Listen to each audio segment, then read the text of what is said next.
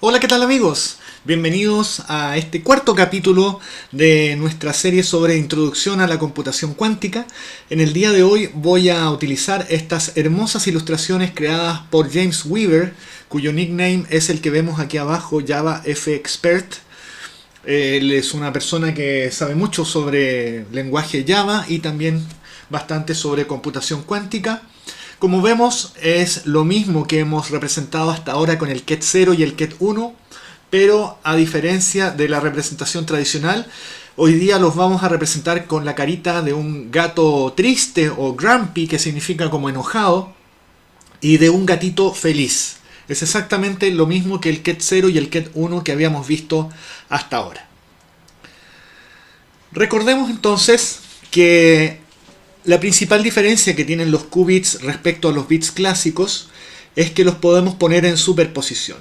Acá tenemos, por ejemplo, a nuestro gatito triste, que corresponde en lo que habíamos visto en el lenguaje que nosotros hemos estado usando a un Ket 0 y por lo tanto a un vector 1, 0, ubicado justamente en esas coordenadas. Acá está el eje X y la altura Y es 0. Entonces ese es el punto 1, 0.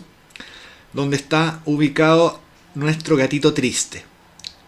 A diferencia del estado 0,1, que es este de acá, justamente ahí está ubicado el gatito feliz. Por lo tanto, estamos viendo que ambos están en las ubicaciones correctas de acuerdo a lo que habíamos visto. Pero además, tenemos un vector que está inclinado 45 grados respecto a la horizontal, y que vamos a representar en este caso con la longitud de estos catetos que hay acá, que es 1 partido por raíz de 2. ¿Cómo sabemos eso? Por el teorema de Pitágoras, porque la hipotenusa vale 1 y por lo tanto la única posibilidad de que dos catetos de largo 1 partido por raíz de 2 sean los que elevados al cuadrado me van a sumar 1, un medio más un medio. Y eso hace que la amplitud de probabilidad al cuadrado me dé justamente cuál es la probabilidad de que tiene este estado superpuesto de colapsar en gatito triste y cuál es la probabilidad que tiene este mismo estado superpuesto de colapsar en gatito feliz. Y aquí vamos a añadir algo interesante. Es el mismo par de estados basales, pero con una amplitud de menos 1 partido por raíz de 2 gatito feliz. Y si ustedes se fijan, a pesar de que la fase compleja es distinta y por lo tanto este estado superpuesto es distinto de este estado de acá, a pesar de eso, en ambos casos la probabilidad es exactamente la misma. Si este estado superpuesto colapsa, lo que vamos a observar el 50% de las veces es un gatito triste y el otro 50% es un gatito feliz. Exactamente igual que este de arriba. Y eso es muy importante porque me permite entender que si yo veo el resultado de una computación cuántica, no necesariamente voy a poder discriminar cuál es el estado cuántico que le dio origen. Yo puedo observar 50 y 50, pero no puedo saber si el estado que le dio origen fue este estado de superposición o este otro.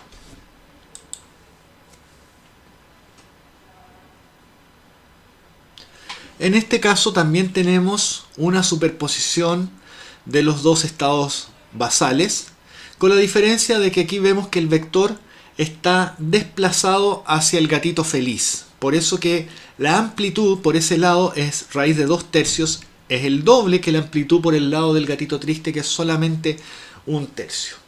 Nosotros hasta ahora habíamos representado el Ket 0 como el vector, o mejor dicho, la matriz con una sola columna que tiene un 1 arriba y un 0 abajo, representando el 1, el 100% de probabilidad de que sea 0, y el 0, la nula posibilidad de que sea 1. Acá pasa exactamente lo mismo, pero creo que a lo mejor con los gatitos tristes y felices es más fácil entender el concepto. Una columna 1, 0 representa 100% de probabilidad de que colapse en gatito triste y 0% de probabilidad de que colapse en gatito feliz. Por eso decimos que el Ket gatito triste es igual a ese vector 1, 0. Por otro lado, el vector 0, 1, el 0 representa 0% de probabilidad de colapsar en gatito feliz, triste, bien digo, y el 1 representa el 100% de probabilidad de colapsar en gatito feliz. Y la superposición que estamos viendo representada en el círculo de manera geométrica corresponde entonces, y tal como hemos visto, a la amplitud 1/3 multiplicado por ese estado, gatito triste, más la amplitud raíz de 2/3 multiplicado por ese estado. Pero aquí viene lo nuevo. Esto no lo habíamos visto hasta ahora. Esas mismas amplitudes las voy a representar dentro de mi vector, haciéndolas coincidir con la amplitud de probabilidad del gatito triste y la amplitud de probabilidad del gatito feliz. A eso se debe que si estas amplitudes que hay acá al cuadrado me tienen que sumar 1, lo mismo va a ocurrir con los números que yo tengo acá. La misma restricción, porque son los mismos números. Entonces este teorema de Pitágoras que tengo acá, que me dice que este cateto al cuadrado más este cateto al cuadrado siempre me tiene que dar 1, la voy a tener para relacionar estas amplitudes y también las voy a tener adentro del vector que representa a una superposición. Vimos en nuestro segundo capítulo que hay 4 compuertas que me permiten manipular un qubit, de las cuales la más importante o la más usada es la compuerta NOT. Esta no es la compuerta C-NOT de la que hablamos en el capítulo pasado, sino que es la compuerta NOT común y corriente de toda la vida que vimos en el segundo capítulo, y que lo que hace es que si yo tengo un bit clásico, lo transforma por el contrario. Por ejemplo, si tengo un gatito triste, me lo convierte en un gatito feliz, y si lo que tengo en la entrada es un gatito feliz, me lo va a convertir en un gatito triste. Pero también me va a permitir usar esta misma compuerta, qubits de estados en superposición. Porque la representación, ya la habíamos visto, la representación matricial de la compuerta NOT es justamente la opuesta de la identidad. Entonces voy a tener puros ceros en la diagonal, y es cosa de que yo multiplique esa matriz por el qubit que tengo en la entrada, y el resultado de esa multiplicación me va a generar lo que yo voy a ver en la salida. En este caso lo que hay en la entrada es un gatito triste, pero podría ser un gatito feliz o podría ser una superposición. Y ahí vendría lo interesante. Si yo tuviera una superposición, lo puedo procesar a través de la compuerta NOT y generar una nueva superposición distinta de la que ingresó, que sería el equivalente cuántico de la compuerta NOT, del resultado que la compuerta NOT me va a arrojar. Otra cosa que habíamos prometido en el video anterior y que aquí la vamos a cumplir es introducir la famosa compuerta de Hadamard. Esta es la compuerta más importante que hay, o una de las dos más importantes que hay en el mundo de la computación cuántica, y se usa mucho porque me sirve para generar superposiciones de estados. Esto es súper importante porque recordemos que cuando yo quiero programar un computador cuántico, toda la entrada que yo le puedo proporcionar, toda la entrada de datos y de bits que yo le puedo proporcionar, son solamente ceros y unos. O sea, en el lenguaje que estamos empleando hoy día, gatitos tristes y gatitos felices. No puedo, desde fuera del computador cuántico, fabricar una superposición de estados. Tengo que fabricar la superposición adentro. Por lo tanto, necesito una compuerta que me permita, entre comillas, fabricar una superposición. Y esa compuerta es justamente la compuerta de Hadamard. Si ustedes ven aquí en este ejemplo, yo lo que tengo como única entrada es un qubit con valor gatito triste o 0. Y al aplicar esta compuerta, lo que voy a generar es automáticamente la superposición de el estado triste con el estado feliz, y ambos con la misma probabilidad de un medio, 50 y 50. Por lo tanto, esta compuerta es sumamente útil cuando yo lo que quiero es generar una superposición para poder hacer cálculos de computación cuántica. Siempre voy a partir de bits con valor 0 o con valor 1 y tengo que manipularlos dentro de mi computador cuántico para poder crear esa superposición. Y la forma en que se hace eso es a través de una compuerta de Hadamard. ¿Cómo funciona la matemática de la compuerta de Hadamard? Muy simple, es una matriz, igual que todas las transformaciones que hay en el mundo de la computación cuántica, son matrices.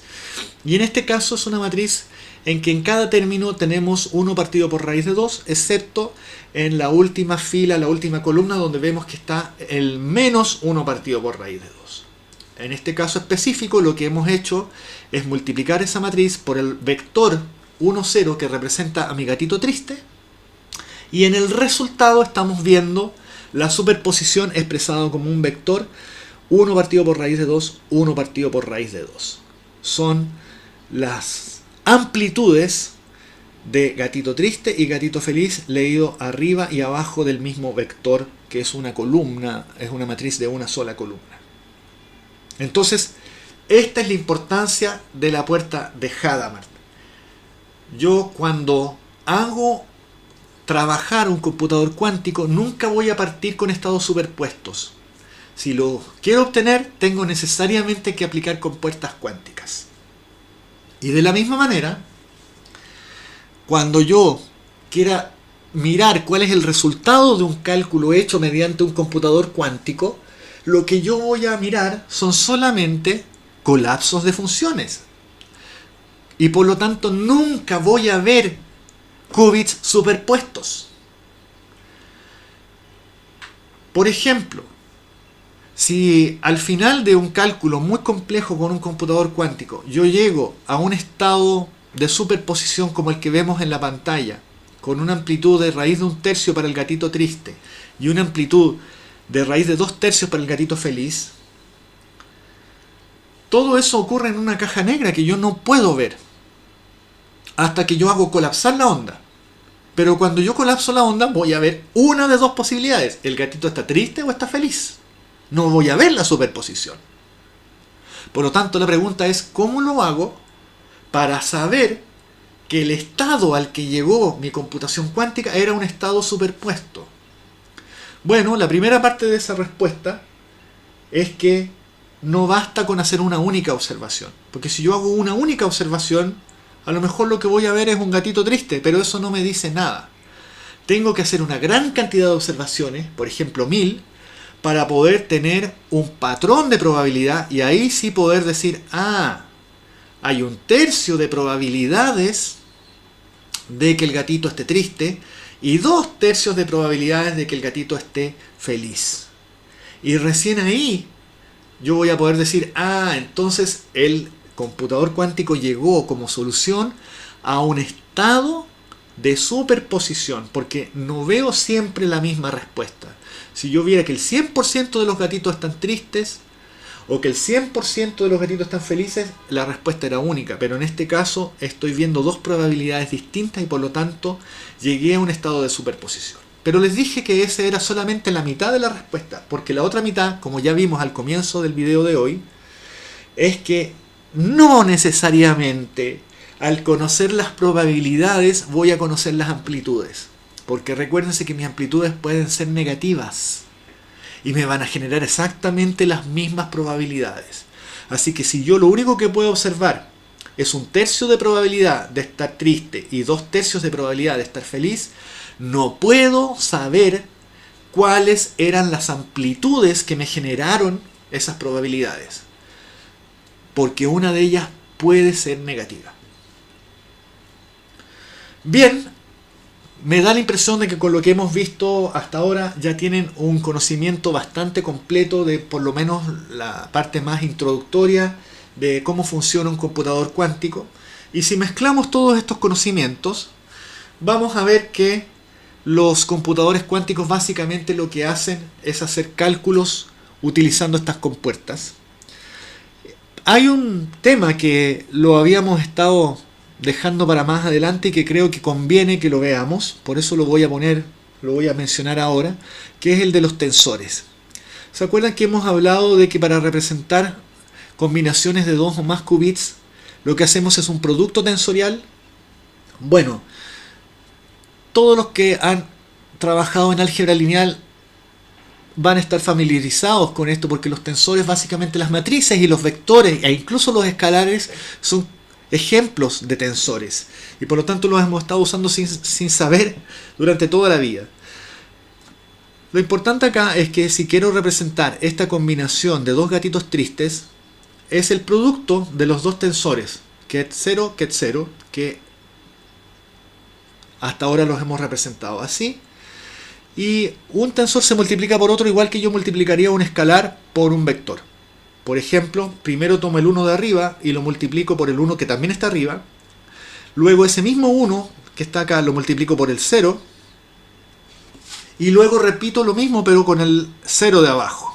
0 por 1 y finalmente 0 por 0.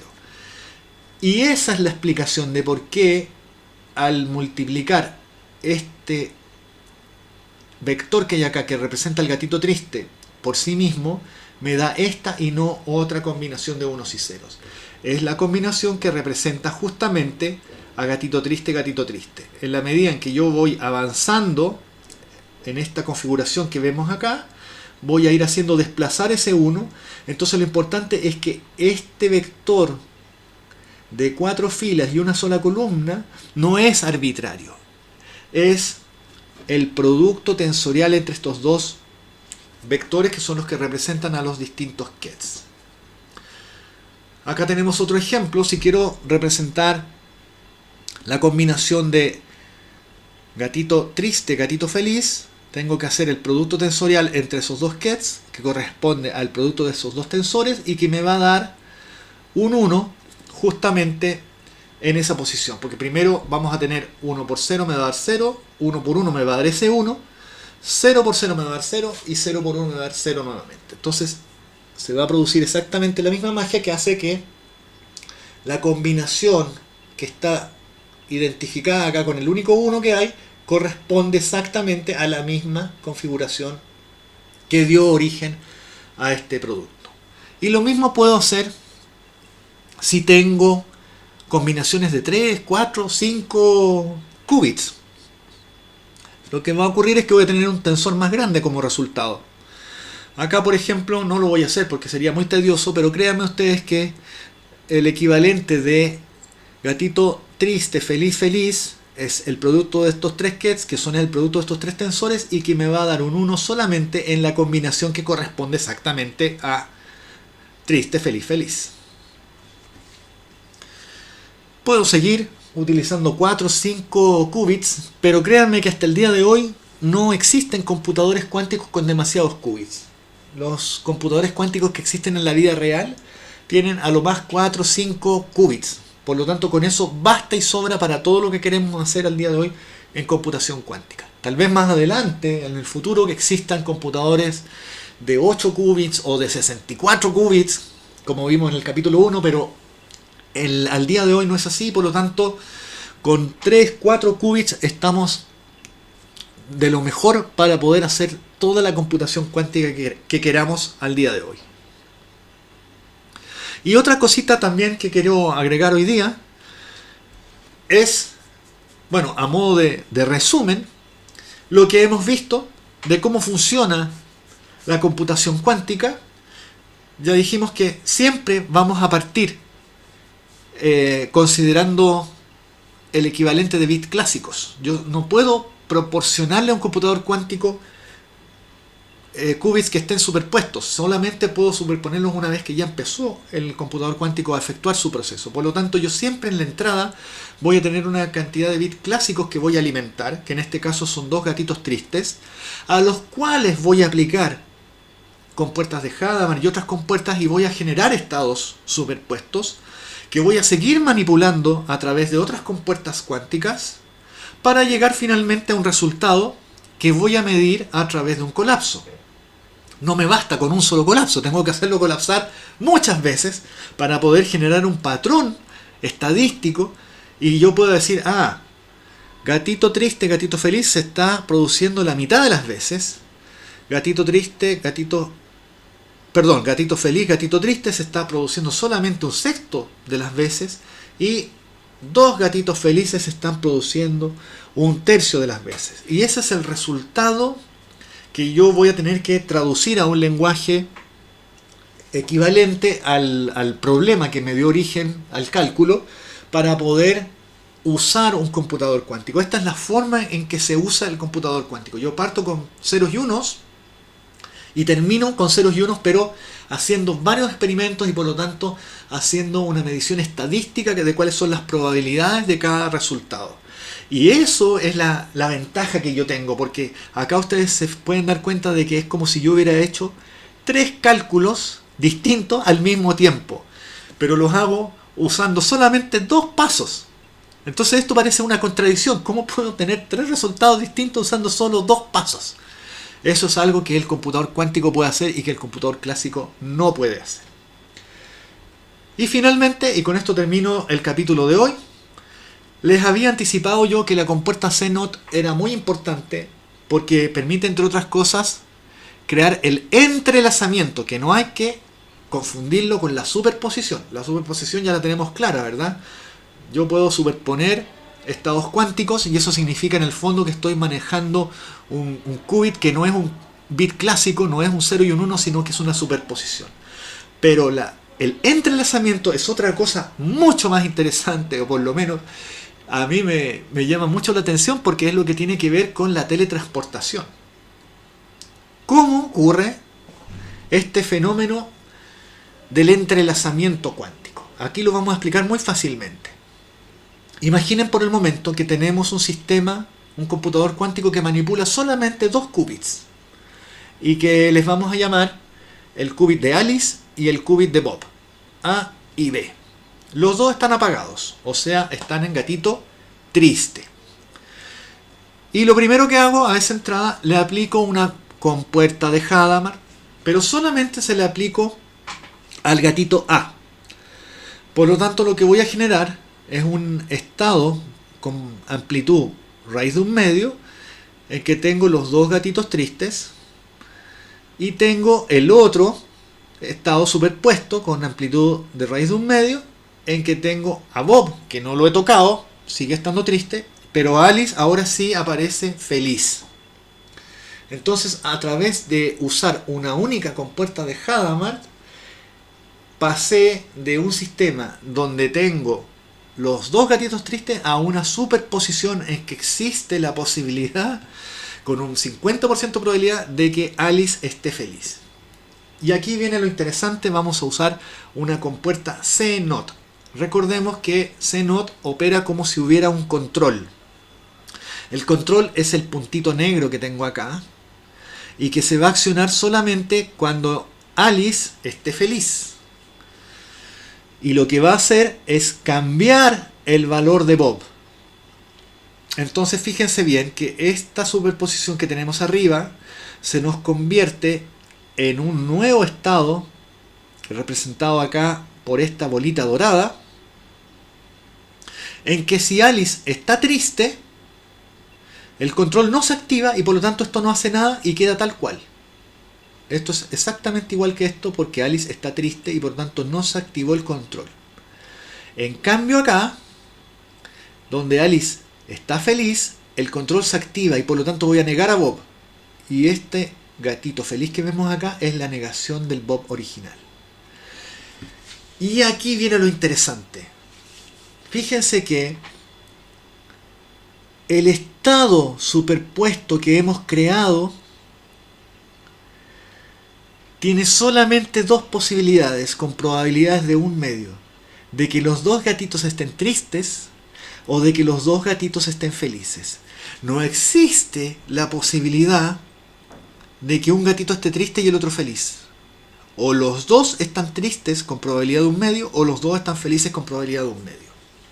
Pero es un solo estado cuántico, representado por esa superposición de 2 posibilidades. ¿Qué es lo que significa eso en la práctica? Que yo puedo, en teoría, tomar uno de esos 2 qubits y llevarlo muy lejos. Por ejemplo, el planeta Venus. Y el otro me lo llevo más lejos todavía al planeta Marte.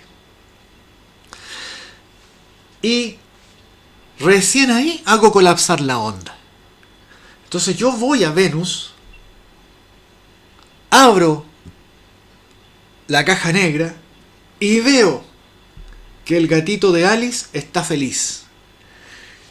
Simultáneamente estoy haciendo que el gatito que está en Marte también necesariamente tenga que estar feliz. Y yo puedo hacer el experimento y me voy a dar cuenta que si a las 12 del día con 5 minutos en Venus el gatito Alice está feliz, en menos de un segundo, en menos de una milésima de segundo, el gatito Bob también va a estar feliz. O al revés. Si veo que el gatito Alice está triste, en menos de una milésima de segundo hago el mismo experimento en Marte y voy a ver que el gatito también está triste. Y lo extraño que ocurre acá es que Venus y Marte están muy lejos. Pueden estar a varios minutos de viaje a la velocidad de la luz. Entonces, ¿cómo es posible que el gatito Bob sepa si el gatito Alice está triste o feliz? No puede saberlo. Y sin embargo, es como si esa información hubiera viajado de Venus a Marte instantáneamente. Esa es la paradoja que me da el entrelazamiento cuántico. Y lo más curioso es que esto nunca se ha hecho este experimento con gatitos tristes ni felices, pero se ha hecho este mismo experimento que aquí lo podemos bosquejar de esta manera, se ha hecho en la realidad y se ha confirmado, esto es una realidad física, de que el entrelazamiento cuántico existe, es real. Y por eso es que los físicos intentan explicar cómo ocurre esta transferencia de información. La única respuesta a la que han llegado es que realmente no hay una información que se esté transmitiendo ni a la velocidad de la luz ni a ninguna otra, sino que el entrelazamiento cuántico lo que produce es una coordinación, y es como si el qubit que está en Venus no existe por sí solo, tiene un gemelo adherido a él que está en Marte y forman parte de un solo sistema cuántico, que es el sistema representado acá a través de esta bolita dorada. Entonces, en el momento de hacer colapsar la onda, ya sea en Venus o en Marte, es el mismo sistema cuántico el que está colapsando, y por lo tanto me va a dar solamente dos posibilidades: o los dos están tristes o los dos están felices. Pero aún así no deja de ser sorprendente, y es solamente un ejemplo de las cosas curiosas que ocurren en el mundo de la mecánica cuántica. Más cosas curiosas y más profundidad de cómo usar un computador cuántico para resolver un problema de la vida real, lo vamos a ver entonces en nuestro próximo capítulo. Un cordial saludo a todos y recuerden de darle un like a este video si les gustó, y si quieren recibir la notificación del próximo, activen la campanita. Que lo pasen muy bien. Saludos.